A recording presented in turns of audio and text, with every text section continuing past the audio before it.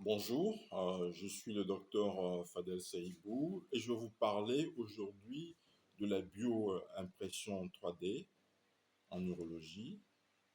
Là, la bioimpression 3D est une technologie émergente qui combine l'ingénierie tissulaire et l'impression 3D pour fabriquer des structures biologiques complexes, notamment des tissus et organes fonctionnels. En neurologie, cette technologie ouvre des perspectives révolutionnaires pour la reconstruction d'organes urinaires, comme la vessie, les urétères, les reins, et pour le développement de modèles personnalisés pour la recherche et la chirurgie. Donc, les techniques de bioimpression 3D utilisées en neurologie sont la bioimpression par extrusion, c'est-à-dire dépôt couche par couche de bio-encre. Donc, il s'agit là d'hydrogel contenant des cellules vivantes. Nous avons également la bioimpression par jet d'encre, un jet, une méthode plus rapide mais moins précise pour les structures fines. Nous avons la stéréolithographie, voilà, qui utilise la lumière ultraviolettes pour polymériser des bio-encres photosensibles en haute résolution. Voilà. Nous avons également la bioimpression laser qui permet une grande précision cellulaire. Donc les bio-encres courantes sont l'alginate, le collagène, la fibrine, l'acide hyaluronique pour la matrice extracellulaire, les cellules souches, les myocytes vésicaux, les cellules urétériales pour la régénération tissulaire. Les applications en neurologie, donc au niveau de la régénération des tissus urinaires, nous avons pour la vessie des essais précliniques qui ont montré la possibilité d'imprimer des patchs vésico-vascularisés pour traiter les cystectomies partielles.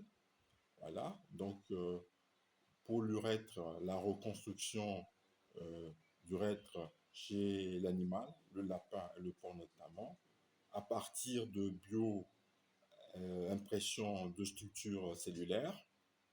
Voilà. Donc, pour le rein, nous avons le développement de néphrons bioimprimés, encore expérimental. Voilà. Concernant les modèles personnalisés pour la chirurgie et la formation, nous avons la simulation préopératoire avec l'impression 3D de tumeurs rénales ou prostatiques pour planifier les résections. Voilà. Nous avons les fantômes chirurgicaux avec des structures mimant les propriétés mécaniques des tissus pour l'entraînement. Voilà. Donc, concernant la recherche et le développement des médicaments, nous avons les organoïdes urinaires, qui sont des modèles miniatures de prostate ou de vessie pour tester les thérapies. Nous avons également des études de cancer urologique avec des bioimpressions de tumeurs pour l'analyse des réponses au traitement. Pour le traitement, pour l'efficacité et les résultats cliniques, nous avons des études précliniques au niveau des animaux avec réussite de greffe de l'urètre bioimprimé chez le lapin, voilà, avec Atala Wake Forest par exemple. Nous avons la régénération partielle de vessie chez le porc avec des bioimplants vascularisés et des essais cliniques limités chez l'homme avec quelques cas de reconstruction urétrale encore en phase expérimentale et aucun organe entier bioimprimé à ce jour. Les avantages sont les avantages, bien entendu, de la bioimpression 3G. Voilà, donc la personnalisation des griffons, ce qui réduit les rejets. Donc, le fait d'éviter les problèmes de pénurie d'organes, voilà, et le potentiel de régénération fonctionnelle à long terme. Voilà.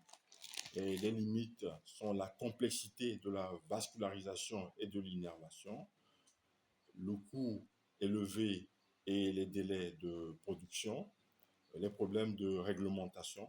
Voilà. Donc, concernant le futur et les perspectives, nous avons la vascularisation avancée avec intégration de microcanaux imprimés pour une meilleure irrigation. Donc, la bioimpression 4D avec des matériaux intelligents qui évoluent dans le temps, comme un stand urétéral autodilatant. Voilà. Des essais cliniques élargis qui vont vers une greffe de vessie bioimprimée d'ici 5 à 10 ans. Je vous remercie.